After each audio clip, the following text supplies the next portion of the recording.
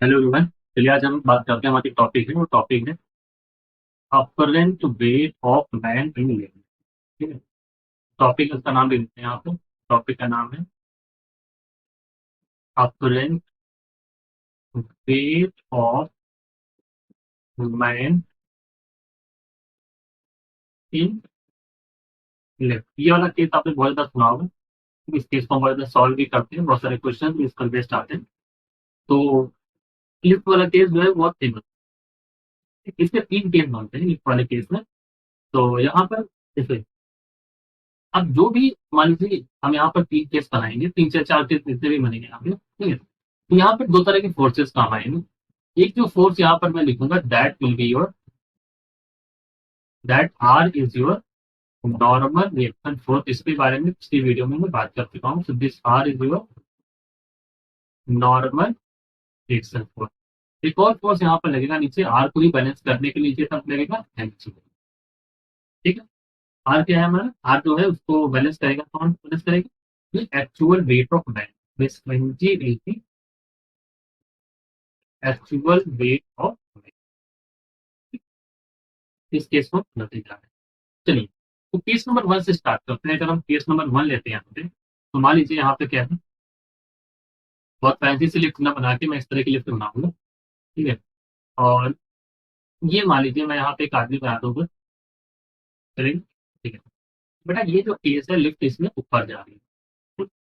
इस व्यक्ति के द्वारा नीचे जो जो फोर्स लगेगा नीचे, वो नीचे लगेगा, यहाँ पे नीचे लगाएगा ये एमजी। और इस एमजी को बैलेंस करने के लिए यहाँ पर लगेगा आप। ये कौन सा केस है? ये केस है, this is the case of lift moving upwards. ठीक है। लिफ्ट जो है वो ऊपर तरफ जा रही है, इस वाले केस को हम प्रॉब्लम। ठीक। तो यहाँ पर हम लगाएंगे, देखो अब ये लिफ्ट ऊपर जा रही है तो हम यहाँ आर जो हो जाएगा, आर माइनस एम जी, और ये किसके बराबर हो जाएगा? एम के बराबर हो जाएगा। सो आर बराबर क्या हो जाएगा? M G plus that is R is equal to M G plus. ठीक। आर किसके बराबर हो जाएगा? जी प्लस ए के बराबर हो जाएगा। और इस आर को हम लोग क्या बोलेंगे? We call this R and what we call it? We will call it as apparent. क्या बोलेंगे? अपरेंट। ठीक है, ठीक है right? दूसरा केस लेते हैं। दूसरा केस हमारा क्या होता है? सेकेंड केस है, केस नंबर बी। इस केस में क्या है? अच्छा, यहाँ पर एक और चीज बता दूं इससे पहले मैं सेकंड केस पे जाऊँ। यहाँ पर एक चीज और आप जान लीजिए, क्योंकि इस केस से आपको क्या समझ में आ रहा है? इस केस से ये समझ में आ रहा है कि जब लिफ्ट ऊपर जाती है, लिफ्ट ऊपर जाती है, तो जो अपरेंट वेट है, अपरेंट वेट है मैन का, जो क्या होता है? इंक्रीज होता है। ठीक है। सेकंड केस लिखते हैं यहाँ पे। सेकंड केस क्या है? लिफ्ट डाउनवर्ड जा रही है, लिफ्ट मूविंग डाउनवर्ड्स। और जब लिफ्ट डाउनवर्ड जाएगी तो यहाँ पर देखिए क्या केस हो जाएगा। ठीक। ये व्यक्ति है, तो यहाँ पर लिफ्ट का जो एक्सलेशन हो गया डाउनवर्ड। इस केस में जो है नीचे तरफ क्या लगेगा? नीचे तरफ लगेगा एमजी। ऊपर यहाँ पर क्या लगेगा? आर लगेगा सिम्बल को बैलेंस करने के लिए। ठीक है। तो हम इसको कैसे लिखेंगे? वी कैन राइट दिस है, यहाँ पर हम लिख देंगे, यहाँ पर लिख देंगे यहाँ पे कि एम जी माइनस आर। अब आप सोचेंगे सर ये एम जी माइनस आर क्यों लिखते हैं? कि देखो यहाँ पर बेटा लिफ्ट नीचे जाएगी तो एम जी ज्यादा हैवी हो जाएगा ना, क्योंकि नीचे जा रही है, ऊपर नॉर्मली से ज्यादा इज इक्वल टू क्या हो जाएगा? एम।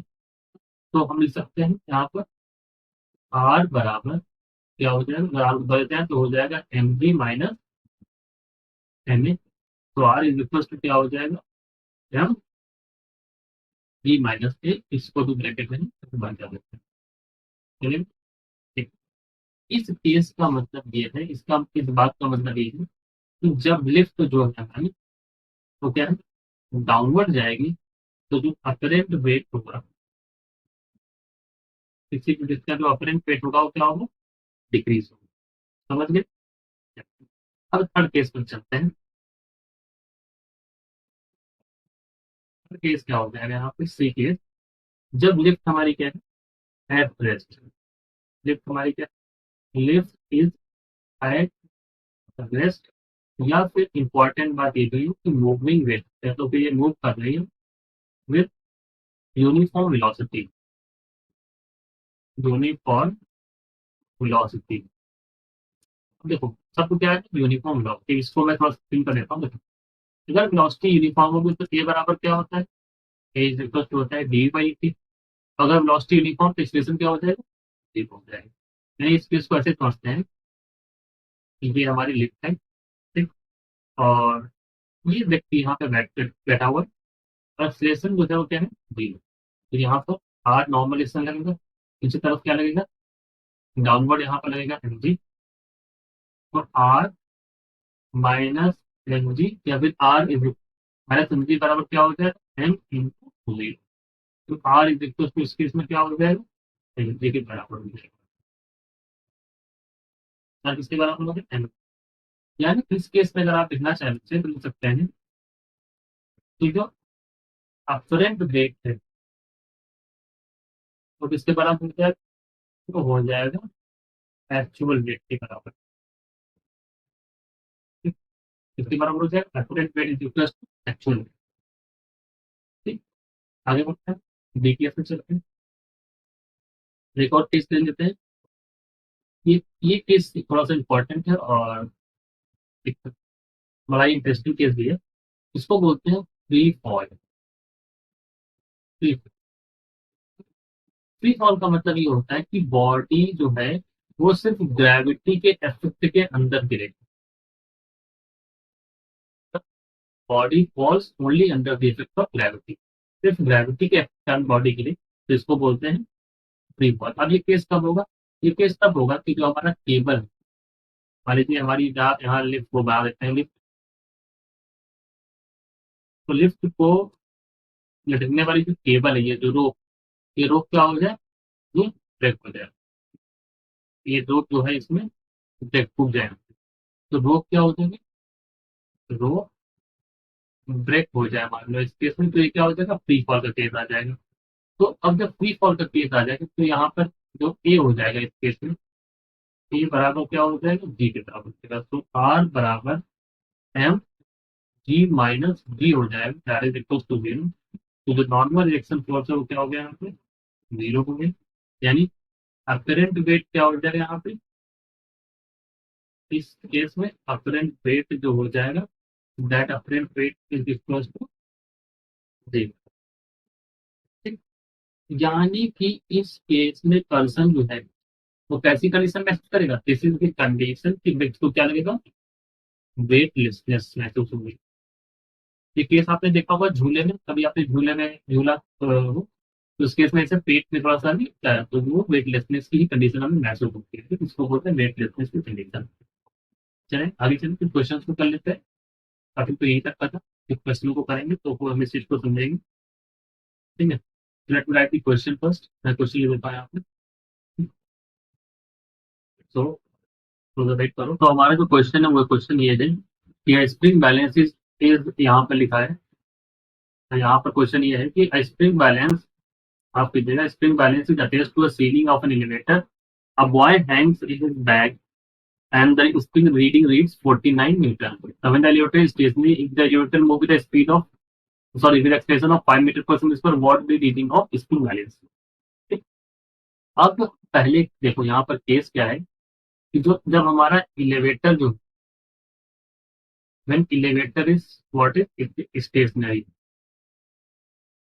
तो जब इलेवेटर हमारा स्टेशनरी, उस केस में क्या हो जाएगा, उस केस में W बराबर क्या हो जाएगा, mg के हो जाएगा।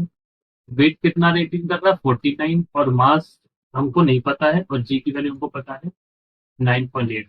तो इसको सॉल्व करेंगे, आपको दिखाई भी दे रहा होगा ये क्या हो जाएगा, कि 1 बाई मतलब ये 5 आ जाएगा, तो एम की वैल्यू यहाँ कितनी आ जाएगी, 5 kg।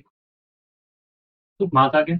अब उसके बाद हमें क्या है कि जब स्टेशन मूव कर रहा है, एलिवेटर मूव कर रहा है डाउनवर्ड, एलिवेटर क्या कर रहा है, डाउनवर्ड मूव कर रहा है, तो जब डाउनवर्ड मूव करेगा तो आपको पता है जब डाउनवर्ड मूव करता है तो अपरेंट वेट क्या होता है, घट जाता है। सो हम देखेंगे आर बराबर एम जी माइनस, इसमें डाउट तो नहीं होना चाहिए, घट रहा है, ठीक है, तो डाउनवर्ड जा रहा है तो घट, तो सीधे ध्यान दो।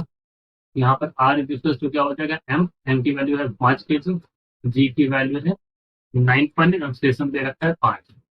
सॉल्व करेंगे इसको तो वैल्यू कितनी आ जाएगी, 24 न्यूटन। सॉल्व करने से ये आप सॉल्व करके निकाल लेंगे, 24 न्यूटन यहाँ पर वैल्यू आ जाएगी।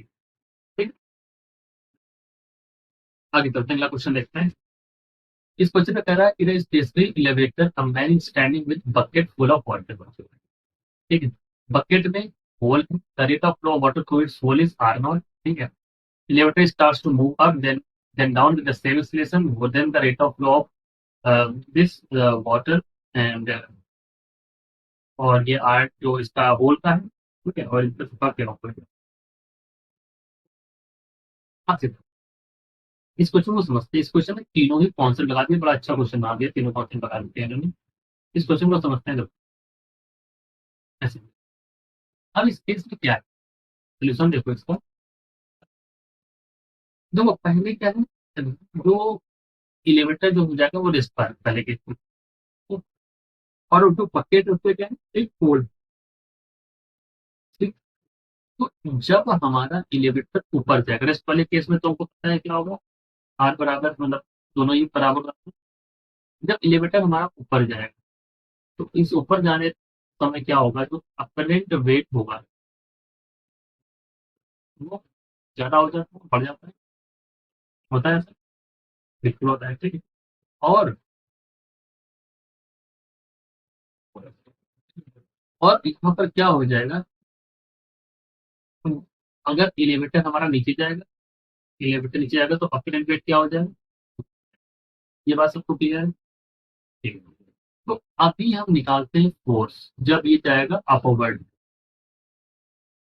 यानी कि जो नॉर्मल एक्सल फोर्स है जिसको हम आर यू बोलते हैं अपवर्ड के लिए, वो किसके बराबर हो जाएगा, वो हो जाएगा एम जी प्लस एक हो जाएगा। अब जब ये एलिवेटर डाउन जाएगा तो इसको हम बोल देंगे आर डी, आर डी की वैल्यू क्या हो जाएगी, एम जी माइनस है, ये सब हमको पढ़ रखा है।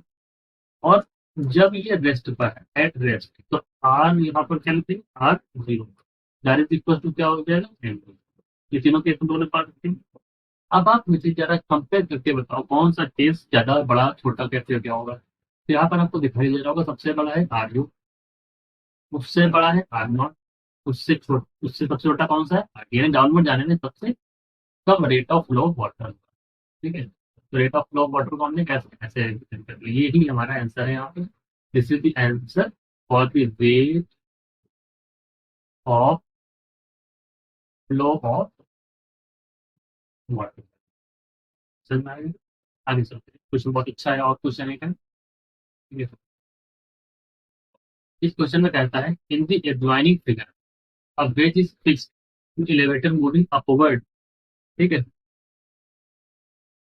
with the extension A, a block of mass is placed to orbit, find the extension of block with respect to base। ये कर रहे हैं, और स्टेशन कहाँ, ये ब्लॉक कहाँ जा रहा है, ऊपर तरफ जा रहा है, दिखाई दे रहा है आपको, ऊपर तरफ जा रहा है, कोई बात नहीं भैया, ऊपर तरफ जा रहा है, इसको सेट करते हैं। So what we will do guys, देखो सबसे पहले हम क्या करने वाले हैं यहाँ पर देखो ये जो ब्लॉक है इसको हम यहाँ पे बना लेते हैं, अलग से बना लेते हैं, तो उसमें हम ब्लॉक लाता है, चलेगा ठीक। इस पर यहाँ पर एक इसमें मास रखा हुआ है, ठीक।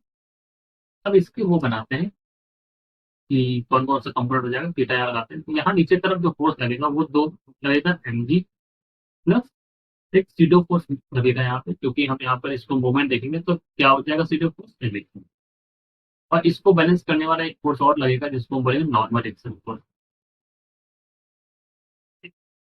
अब यहाँ पर क्या हो जाएगा, ठीक है, इस केस में हम देखेंगे एक्चुअली नॉन इनर्शियल फ्रेम के लिए देख, नॉन इनर्शियल फ्रेम और रेफरेंस के लिए देख लें, ठीक है, with respect to non inertial frame. तो this is the for the block. ठीक है, अब ये हमने तो फ्री बॉडी डायग्राम बना दिया, अब यहाँ पे क्या होगा, अगर मैं इसी डायग्राम में देखूँ तो क्योंकि ब्लॉक जो हो जाएगा वो क्या होगा, नीचे तरफ जाएगा, तो this block will move up downward. तो जब ब्लॉक डाउनवर्ड जाएगा तो इस पे जो फोर्स लगेगा यहाँ पे डायरेक्शन में, सॉरी एक्सलेशन जो हो जाएगा, नेट एक्सलेशन हो जाएगा, that A net is equal to क्या हो जाएगा, जी प्लस ए, और ये क्या हो जाएगा साइन थीटा।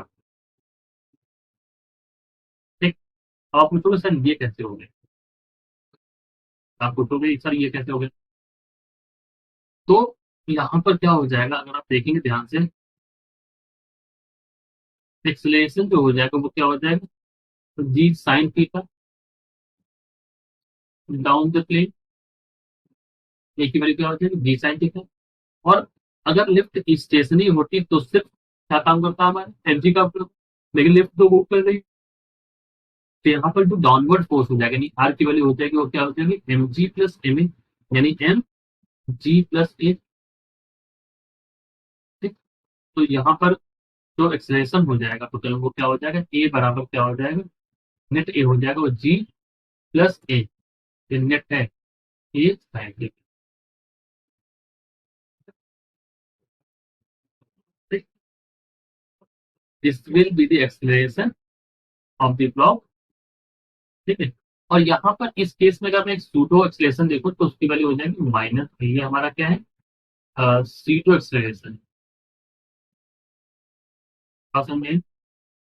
देखो अगर एक कॉस्ट टॉपिक पे दिया है कि जो question you can ask in the comment section. ठीक है, तो ये टॉपिक इतना ही था। Thank you for watching. Please like कर दीजिए, शेयर कर दीजिए, सब्सक्राइब कर दीजिए, डाउट हो तो पूछ लीजिएगा। इसलिए यहाँ पे फाइनल जो वैल्यू आ गई है हमारी, आंसर तो मैं बता देता हूँ यहाँ फिर से, अगर प्रोफेसर सुन के ये आंसर है एक्सलेशन यही है। ठीक। चलिए आगे बढ़ते हैं। और मुझे लग रहा है इसको कुछ ऐसा कुछ समझ में ना आया हो आपको। ठीक है, फिर भी अगर आपको डाउट है तो आप पूछ लीजिए। Thank you for watching.